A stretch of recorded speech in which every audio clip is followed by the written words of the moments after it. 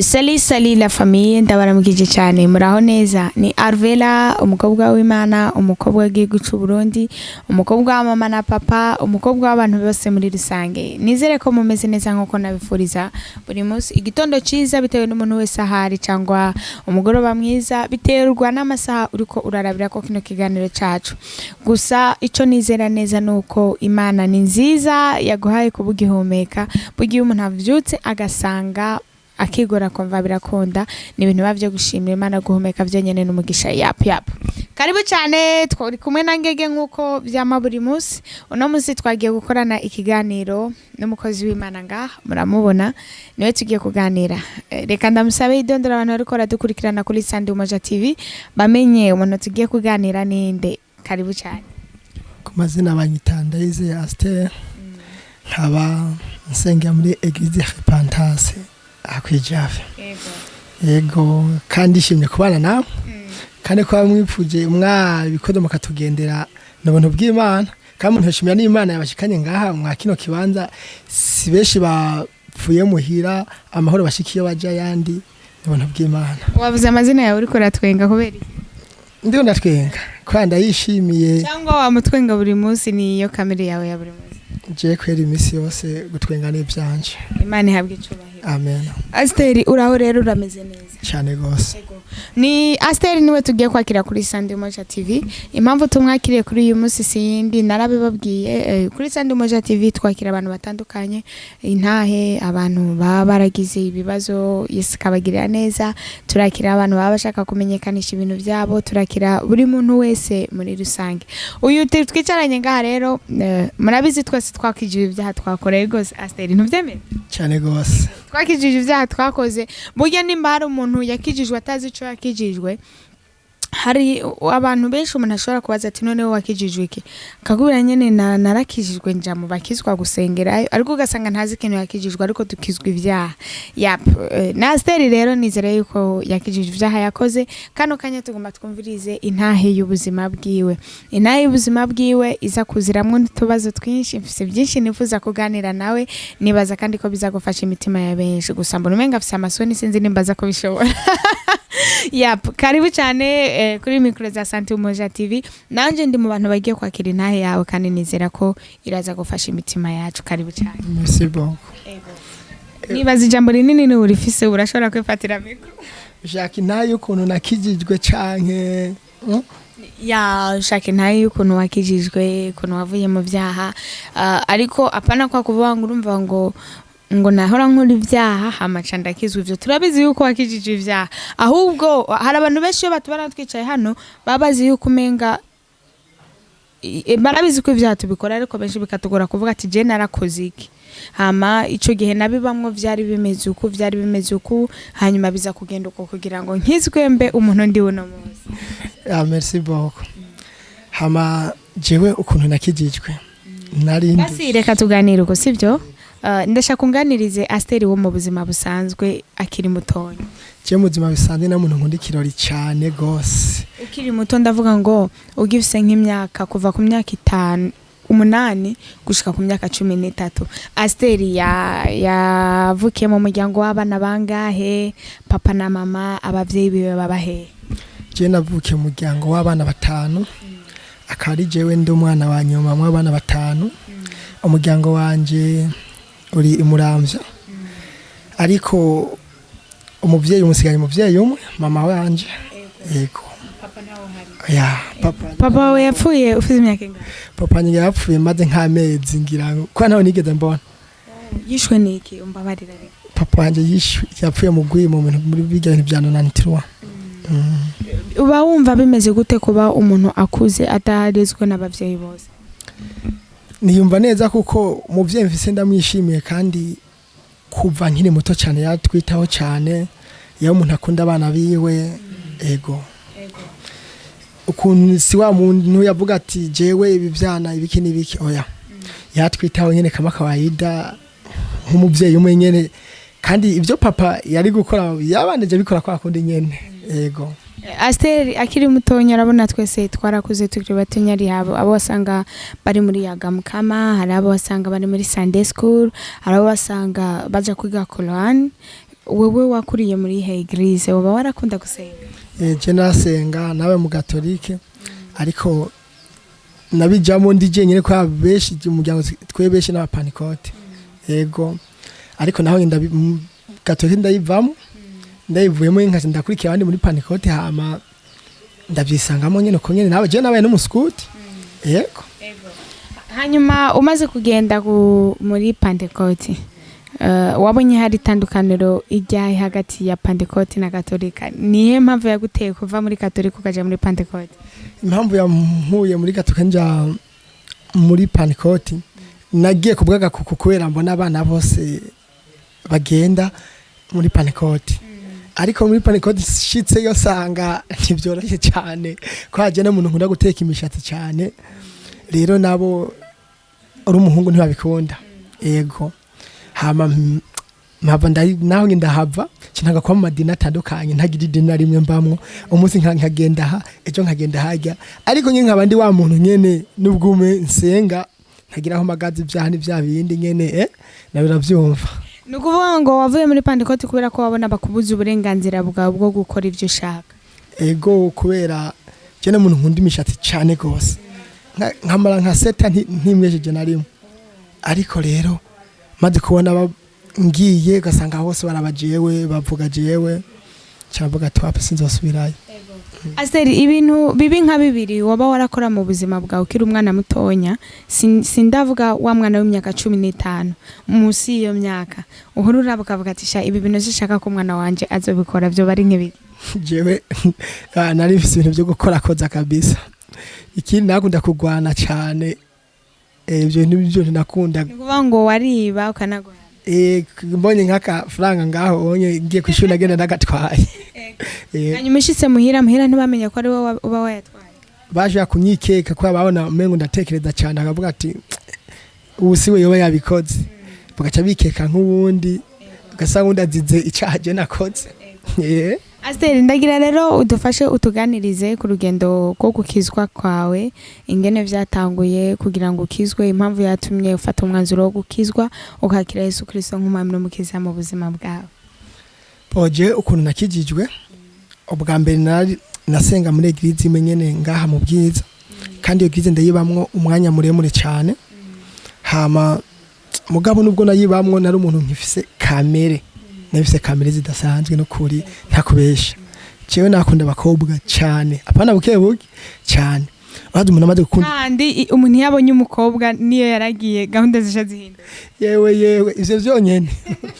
cyangwa saga namukurikiye nariko nje nko mu Bwiza kazaga ariko fasha ijya kamenga atari yo gahunda nariko ndagiye ivyo ndabibamwo umwanya muremure hariho ukuntu nyene byashitse ndashomera cyane ndashomera haca umukozi w'Imana aravuga ikintu aravuga ku bantu batatu ngo bari abantu batatu bazoronka akazi muri isemene. Naguciriyemo iyo uvuze ngo narakunda abakobwa cyane ko ari gukunda abakobwa kwa kuntu umuntu ashobora kubona umukobwa nyene ukumva uramwifuje ariko ugashobora kuvyihangana ukavuga ati nta kundi cyangwa byaba bimeze yewe kabeda hajya umuntu afise impwemu yo gukunda abakobwa nta kintu kimwe dakora no kubamangura abamangura no kuvuga ngo warasambana narabikora none katacho natinya nabikora kama kawaida. Turi mu kiganiro ariko nyene ni ibintu bisanzwe. Hari umuntu ashobora kuba sambana akavuga ati jewe ndashobora kuba mfise umukobwa dukundana uwo mukobwa niwe tugendana gusa nta hundi. N'umuntu avuga ati unaka turagendana ariko haje nakandi gakobwa mugane wawe ndakamangura nta burofa. Yego ntagushiriyemo hari akantu wambwira avuga ngo warakunda abakobwa nako. Iyo uvuze gukunda abakobwa ari umuntu abakunda ikintu nyene akaba kibona mugabo akavuga ati mani yaba nkujya muntu nari kumuronka mugabo akashobora kuvyihanganira. None ushobora gusanga akunda abakobwa mbeze ugasanga afise n'umukobwa bakunda numwe aba ati genzo jana n'ugusa n'uwundi usanga akunda abakobwa akavuga ati jewe uyu ndamufise kura ko yabinyemere ariko nanakandamurose ntikizobuza ko ndamumangura nkuko nawe wabivuze nawe byari bimeze je kweri nayo kwanda je mu bya ntabwo ibintu byo kuvanga abakobwa nifise umukunzi wanje acara ndeseva nyene mu nzira tahuritse bwa mbere ubonana n'umwana w'umukobwa warufise imyaka ingana jewe je nabitanguye ntangwe kwa mu bwiza kabisa nkuze nyene yego warufise imyaka ingana imyaka nayo mfise 18 wari ukuze kose nari nkuze ngaho karibu jewe kaida umukobwa kugira nta ibintu byo gukunda abakobwa nabikora kandi umaze kuba ufise nkwemu mbi cyose usanga ubikora kandi kuri wowe umengo uravyemere kandi utavyemerewe ku umukobwa uramukunda ukabona ugakunda ujya ugakunda nuriya kandi nuko amangura nyene kwera uvuga ati none je hari cyo nera kwa nta project ufise muri wewe abantu benshi barakunda kuvuga bati iyo ataba kino kintu cari citwa icaha ni kimwe mu byaha byari biryoshe gukora muri Yesu uvyira bivuga cyane cyane ndakubwire icyaha kirasosa cyane ndavuga icyaha cy'ubusambanyi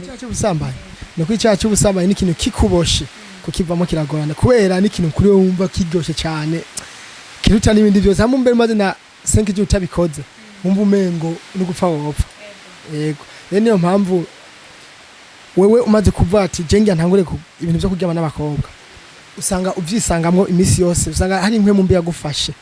ikakwibohera ko ugasanga ibyo uvyamamo kandi nyene nubwo wumukunda n'umusheri wawe ntutinya no kwitaba telefone y'undi mukobwa yumva avuga ati nyene nta project nta akije yunye n'ibintu nyene vyuko nyene impamvu ugerageje kuri abasiteri impamvu zituma abakobwa benshi batwara amada ndetse bakanasambana ava mariage wowe ugerageje kuraba muri experience y'ibintu waraciyemo zo bari nk'impamvu nyabaye suramo gato numbe impamvu zituma abakobwa batwara amada cyangwa bakaryamana n'abahungu cyane ava mariage wowe ugerageje kuraba zo bari nk'impamvu nyabaye impamvu ibituma keshi abahungu benshi n'abakobwa benshi baja mu bintu by'inkundo atana project bafitani umuhungu akavuga ati jenge mu rukundo rw'uyu mukobwa doheze umukobwa nakavuga ati jenge mu rukundo rw'uyu muhungu ndamuge gasanga n'ugiye ubwate ugiye kumugira usanga ntaca afise mugana ikaye guprofita kugira ngo akurire ubuki bwawe nyene razi abahungu kuntu twimereye aguprofita akakubwira yuko yama Dubai atararenga mu gatumba n'umunsi wa atara passport akakubwira yuko wewe ngira ngo yama itazi umubwira ati mbwira umuji umwe muri etazi mama akakubwira ati jewe akashambira kuyagishibira ati sheri numva mfise stress wiki ni wiki ahubwo reka tuyage ibindi kubera numva ndushe bivanye n'akazi ugasanga wewe mu kazi kiwe kamisi yose sinavuga ati ni n'umumekanisi ugasanga yirirwa kwirigara nta n'ikintu na kimwe afise akora makabwiye ko akora muri biro kana akakora muri banki akora muri ibi nibi yego usanga nivyo inda abakobwa keshi bisanga mu ngwana batazi umuhungu akamuhenda akamutenda umukobwa aciyiha umuhungu wese bafate je n'ubwo nterinda afisa aho yonshikana nta nakimwe ari umukobwa biteye apeti avuga ati je shaka kurongorwa ho ara kwihama kashe yandi bimuteye muga ntamenye kareka kurikira mayibobo umuhungu wa wundi ngena avuga ati no kugira fungure midi yo usanga ari ngorane acaja kwirigana gacoresha ibintu nk'ivyo muga nawe wamwitaye kuvuga tushaka mariage cyusanga kesha ari ngorane usanga atwaye inda wadangwitewe n'umuntu muzima kumbe n'umuntu utazi kana akobwa munafise ingorane keshi basha guhura n'umuhungu umunsi umwe ahubwo ati ndagukunda nawe ubwawe gacubona yuko isi n'ijuru kabisa rangije abakobwa turoreshe cyane gatuvuga ati je nubwo nopfa ubunyene ico narishitsemo ko mujya muhungu ntuzi muhuriye hajya muri mu rubanza canke muhuriye muri eglise canke muhuriye hehe ujya mu ntuzi ivyiwe gasanga numuri katembera mu eglise kugira ngo azirahiga abana beza nyine abakoresha ivyaha kandi wewe uraza umuntu afise inkwemo ntacagura namaze kumwitako n'ibyo nicugira ingorane atari umuntu usanzwe uvuga ati ndafise inkwemo yera reka bande ndamubaza usanga ugize ikibazo ese Asteri yo baragendanye n'ibishugamami yo wapi kabisa iyo nkwemo mbera nkurikiye ariko ndayitsinda kabisa impamvu ko nta kintu cyakugera muri wowe cyakubuza gukora ivyo bintu impamvu ko iyo yaratumye utiyumvira kugendana n'abantu ba mama bakoze jewe aba mama n'ukuri igihe umwanya bandondereye nagombe kugendana nabo wari umwanya nariko niga ibintu byo kubatizwa rero mu pasiteri wacu n'umuntu yigisha cyane ku cyaha cy'ubusambanyi arakwigisha akakubwira hamwe n'ubwo bafise randevu hangi n'akana kahajya asha aho nyene ndomba yankwe nyene yirutse je ndahana randevu nyene nabise umumama nyene twayaga nyene kana nabise n'umujamanje twa Bonfils namuga ati hari mushita uzakundamutsa yari umumama afise imyaka ingana yarafise abakobwa b'inkumi baba gusumba kwaje negeze kugenda muhira iwe ndabona abana biwe wewe ivyuki ubona umenga utongoza hano kugira ngo ugendane na mama wawe yo canke abana nabaravye umuvyeyi acana mama bacanansunura ngo reka kugura gabonye ngo barabakwika ngatamenye no kumesa subvete acanyishira gutyo nange navyo cyada kausha nyene lakini nikausha kwa ndani lakini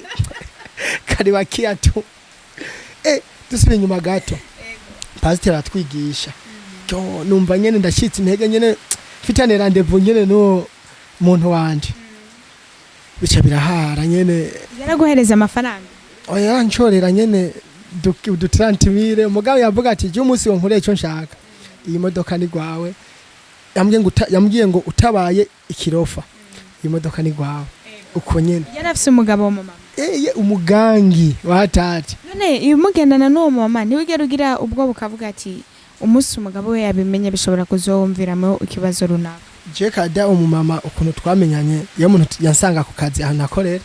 twarayaga nyene ibintu kama kawaida magahaba nyene nisangamo bya bindi nyene byo kumugira umujama hama nawe nyene atatangwa nyene ibintu byo bazi byo gomba kuzera nsoma mugaranje nkagira isoni ko yanafise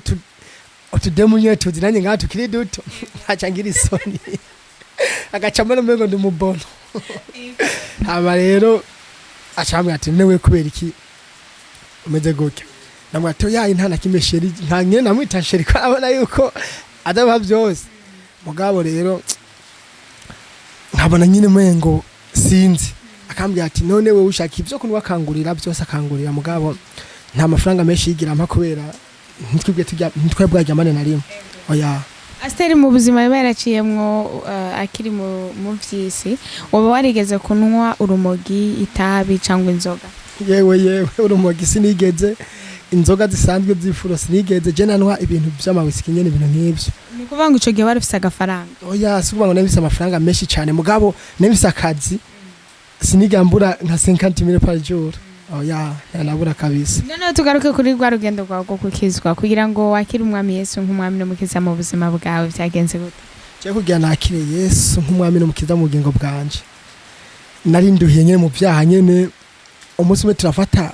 sindaguciriyemwo ariko wambwiye yuko nimba hari ikintu kiryoshe ni gukora icaha gute icaha cyakuruhishije kandi wavuze yuko kiba kiryoshe icaha kuntu cyanduhishije kujya kuntu nazaragena mu igrize haragera igihe bavuga ku byaha bimwe bimwe nkuvumengo bavuga James yose ngenda ahanye nkumva bariko basigura nkuvumengo ariko bavuga jewe ati ndabona nk'umuntu akoze ikicati n'umuntu mudomako nkumva nyene karanyi nani urazi yuko ari washobora kugenda gusenga muri eglise ugashikayo ukumva nk'umuntu nk'umupastor arahagurutse ati Imana irambwiye hano hari umuntu yasambanye cyangwa hari umuntu yabeshe wowe wicaye ngaho ugacuvuga ati ndapfuye kuburyo wewe mbwawe uca wibwiriza gusoka atamuntu numwe abikubariye cyane gose canke nange ibyo byatse kunshikira umunsi umwe baravuga nyene ati ari umuntu yakoze icayi kiniki ati nubu unye ati Imana yamunyetse mugasingira nanjye habuze gato nsohoke undi musi nyene bavuga ibintu je umuntu twege ku mupfumu tugiye abapfumu hage nawe nyene nuko baretse kurema canke hage na shetani arashoboye cyane buga shetani aretse kugira ubushobozi nk'ubw'Imana shetani kiretse kurema nukuri afise ubushobozi arashoboye kiretse kurema twegeze kujya ku mupfumu wowe nyene waragiye ku mupfumu turagenda ku mupfumu umupfumu kwera tweka uwo uraba ibintu by'umupira warugiye ku mupfumu gukora yiki naguciye uraba ibintu bijya by'umupira bya mpora ndawuraba kuri televiziyo urayibona nyene kujya kuntu basubiza inyuma amasanamu buke baraba umuntu akoze ikosa nyene umupfumu rero kwari uko twe bari batwivye ngaha mu nzu uwo mupfumu nyene turagenda nyene twibaza ati ibintu bya brag ntitwe tuzi abantu batwivye ntitwe tuzi na kimwe abantu baraje barugurura nyene baratwiye burya rero tugiye kwa wa mupfumu turamuha amafaranga yifuza burya yatweretse nyene kujya ko muri vare avuga ati yahize ikiyo ngaho ati ni ikiyo ibi biyo byo kunzu ku madirishya ikiyo cyo cyose nyene avuga ati yabanje kuduha kwanza ibintu by'umuti nsubiye inyuma gato yaduhaye umuti tunwa adahaye umuti avuga ati tongera wari umuti umeze gute umuti umeze nk'amata ugatura ukaba umuntu nyene umenga ugiye mu yindi si ukava muri iyi si ukumva umenga sihuri kumutari ngaha gaca rero wumva mu mutwe wabore kujya kumuntu anywa inzoga yaborewe sana gaca gushira cakiye imbere rero wenyene cuza dodora kwa cakiye ati ndashaka umuntu yanyivye ndamubone ubonye nyene kiriko kitara image mato mato ugafata ko mukadoda ati nyarutse ngiri gaca kizana image nini ubonye kigomye kugira ari kindi kintu kikeneye kubaza kuvuga ati iki niki ndashaka kibone acha kinyene kifata kikakwereka cakiye nyene kwa kundi wa mupfumu nyene byandi abikora neza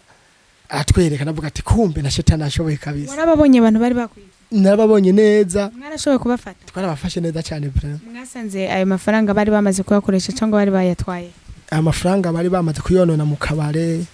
baja kuyapanga kuyafatamo amahoteli nyene ndabutera inkuru nabo munazosiga muri commentaire ngo utange akanimero kawe aze kubaza uwo mupfumu ako kanimero baje sinumve ko je nta mupfumu ana muzima bwanje nta mupfumu nzosubirako kuko umupfumu reka ni nkwemu mbi muri twebwe uko twe twajanye hari umuntu yagize ingaruka mbi kubera wa muti amuha yadasengerwa kweri yarapfuye byagenze gute mayo makuru byagenze we